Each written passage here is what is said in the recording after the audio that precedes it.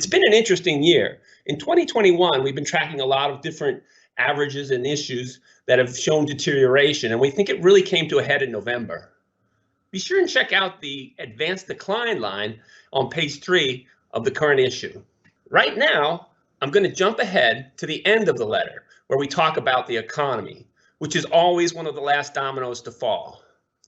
We think the market for cars may have an important message about where the economy is heading. A lot of people don't realize it, but the US new vehicle sales actually peaked out a long time ago, all the way back in 2015. As we note in today's issue, they are also down quite a bit from April.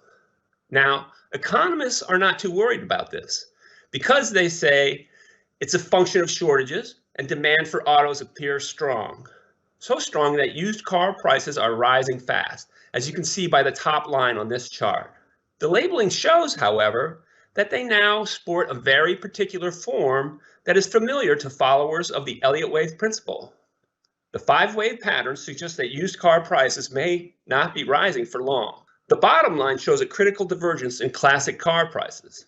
This month's issue closes with another chart that shows just how consumers feel about car buying conditions right now. Let's just say they are not exactly excited about the prospect.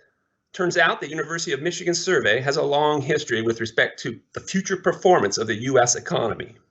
I hope you enjoy the new issue. It's on elliottwave.com right now.